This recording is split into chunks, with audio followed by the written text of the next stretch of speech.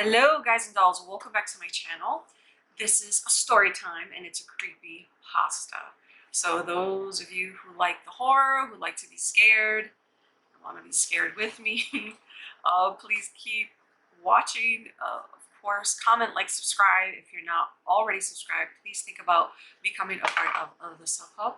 Hit that notification bell so that you always know when I'm posting. And I just hit my face. Yeah, so creepypasta. This is a Disney creepypasta. So let's get right into it. Okay. This is from memory, so I'm sorry if you guys have heard this before or you're like, no, that's not the way it goes. Sound off below if I don't get it right, but I've never heard of it, and I used to work for Disney. I'm a Disney holic. I'm a Disney buff. I love Disney. But yeah, so this is all from my memory. I would prefer to look into the camera and speak with you than read and read and read. So I didn't write anything down. So this is all from what I can remember. Okay, so you guys know just a little trivia, a little bit of information about Disney. Supposedly, while he was trying to get all this land together, just so you know a little bit more about him, a couple personal things. When he was trying to get all this land together and he was pulling it all together, he went through a lot of rough patches, many rough patches, lots of challenges, lots of roadblocks, and he did suffer a nervous breakdown. Now, a lot of the rumors were that he was not the nicest person. You have to think about it. Disney is he was a mogul. He was a dreamer. I can't imagine his mentality and what he had to be like to create his empire. You can't be a pushover. You can't be, and you're not going to be liked by everyone defending him. But then again, you know, I definitely don't know what it's like to rule an empire. I'm just saying. Also, I used to work in the building.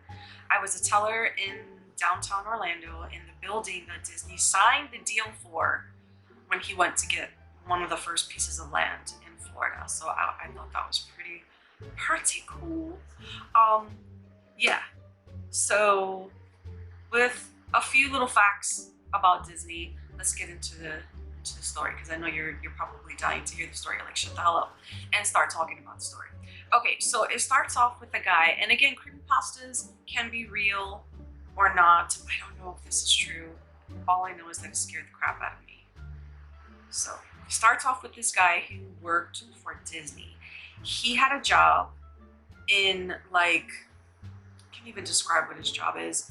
He said it was pretty boring. He would pull like videos from the Disney archive. We all know they have a vault, an archive where they keep Cinderella and Snow White and all the first cartoons that Disney ever made. They're in a vault, and you know, all lumped together, not lumped together, but situated in an archive in a vault somewhere in Disney, where no one knows unless you have a job where you need to pull them, to clean them up, or to digitalize them, or kind of make them better than what they were when they were created. So that was his job, to go in there, pull a movie and clean it up, or do whatever that he needed to do so that it made it, so that they could resell it. That's basically what was his job. And he didn't do it only for that. He did other things as well, but that was one of his main jobs. So down to the vault he went. And he said it was, you know, kind of creepy down there, but, you know, he had access, which, like I said, few people have access to the area. You're not going to have access to it unless you know, there's a reason for you to have it. And, you know, he's trained, probably went to college to do all that stuff, so definitely had a reason to have access. So he goes down there, and he's in the midst of all of these hundreds of movies that Disney created, even before, ones that were not out, ones that he never let out, ones that you know, you would never know about unless you had access to the archive. So he goes in to get whatever movie that he was supposed to fix, and he just kind of gets curious. So he pulls out a movie, a really old one, and he just starts, you know, pulling different ones out. And he starts seeing that for various reasons. You know, some were too old, some were corroded, and for different reasons they weren't put out into the public. So he just picked one. He picked one. He sat to watch it, and I'm assuming that there was some type of video or equipment that he could use to quickly to view it before he took the movie back up to his office to do whatever.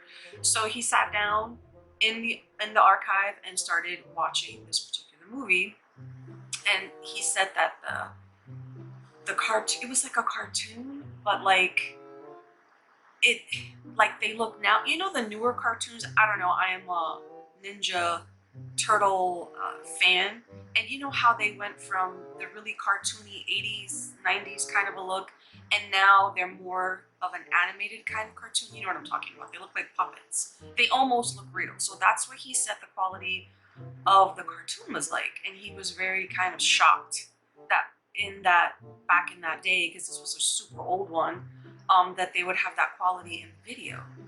So, dude, I was hooked. I was hooked at this point. I couldn't stop listening to the story. So he's watching this video, and it starts out with Disney. And he, instead of, you know, having his suit where how I picture him in a suit, you know, posing with Disney or whatever, he was in like a laboratory setting, and he was doing and running tests in a secret laboratory on one of the Disney properties. That's how the story begins. And you see him, he is the head of everything. Everyone, you know, like he is the leader, he is in charge, he is in control. So as the story goes on, you kind of see that he is experimenting, but not on people, on animals. On animals that he has in the park, and doing all kinds of just experiments. And some of the animals have warped and turned into what look like, if you can picture Pluto or Mickey, you know, in their getup. They're super sized. They're like the size they would be if I had a Mickey costume on, but they were real. They were, because of his experiments, they were like warped. They look zombie-ish, ghoulish. You know, some had no lower jaw, some eyes were missing, you know, skin was sallow. I mean, they look like something from a horror show. And he was, you know, he kept creating them, and they were his, I don't know, his babies, his family, his everything. And he was teaching them, and he was, the base of the story is, as it goes on, and the guy was just watching and couldn't stop watching, is that the basis of the story is that he wants for this new species, for his new people to take over. He wants to clean the world. He wants to rid the world of all evil and start anew with his beings that he created. So, you know, like the zombie version of Donald Duck and Pluto and Mickey and oh my god. And of course, they are like us. They eat meat, and some were eating each other. Yeah, this was like insane. It's like Disney went nuts, or just stepped way over his boundaries. The power and the money just went to his head, and he just kind of went nuts. So that was his plan, and because he had all the Disney parks all over the world, he incorporated poison. He put poison in the food. So as people would go visit the parks, because who doesn't want to go to Disney? Who doesn't want to go to Disney? The hundreds of millions of thousands of people that pass through the Disney parks, he was putting poison into the food, and before you know it, it just spread. Because if they weren't poisoned, they were infected, and the infection would kill them. So he infected food, and like I said, not only was it killing people when they left the park, but they were spreading the disease, and soon it was all over, and all of humanity died except for Disney. And at this point, you know, Disney just keeps going with his experiments and doing whatever and teaching his new creation.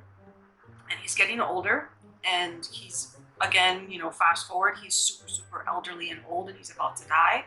And he takes Mickey, and he takes the main characters, Mickey, Donald, Goofy, and I forget what the other one was, but the main characters that he started off with, he takes them into his inner circle. He teaches them, or has been teaching them, everything that he knows.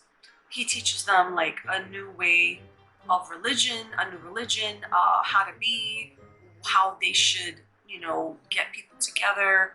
I mean, he completely teaches this group of people to just have a new way of being, because he knew that he would die and they would be there to take over the earth. And so they learned as much as they could from him. Um, when he died, they ate him. They ripped him apart and they all ate a little bit of him so that they could take in his knowledge and his knowledge. It's so disgusting. And the way that the guy described it, like they just ripped the meat off his bones. Oh, and just slurped him right up, bones and all. And as again, time continues to go on, because he was the master and the leader and the creator, he became godlike, and you know, everything that he taught them became bigger than life. They erected statues of him, they created religions because of him, they had shrines all over the world with him. And I guess Pluto, I know I was talking about Pluto, but Pluto hadn't really been incorporated. There were animals that were just kind of morphing because of all the experiments being done, all the crap that was in, you know, that he had put in everything. The animals around the world were morphing, and those who didn't morph were like the sheep, and they were kept as pets. So at the end of this movie, you see Mickey and Donald, and then you see this weird dog-like, again, zombie-ish looking thing that kind of looks like Pluto come into the picture, and you can see him in the horizon. He comes towards Mickey, and then Mickey kind of accepts him, and he just starts walking with Mickey, and they head off into the sunset. And that's the end of the movie. And the guy was like, WTF. The guy couldn't believe what he saw, but instead of, you know, shutting off the computer and walking out of the room, he wakes up on the floor. He wakes up on the floor with a massive, massive headache, and when he looks around, the entire room had been destroyed. And he doesn't remember doing it, he doesn't remember doing anything but watching the movie and remembering the end. And he had no idea why he was on the floor, but he destroyed everything in the room. So, of course, eventually the Disney people found out. He was fired, and later on, as he was trying to get more employment, and this was shortly after he saw this movie, he came down with cancer and is now fighting that disease. And the doctors told him that they didn't hold out any hope for his survival. So that was the end of the story. He believes his last notes or his last thoughts was that he believed that that movie was not put out to the public for a reason, and that if it made him or caused him to be violent and just, I don't know, brought out an evil rage in him, that what could that story have done to the masses? Oh, well, yeah, that was the end of the story. That's my creepypasta. I'm pretty sure that this is not a real story. I hope it's not, because that really disturbed my mind. So anyway, that's the end. This is the end of my video. Make good creepypasta decisions if you do decide to start listening to those, and I will see you in my next video.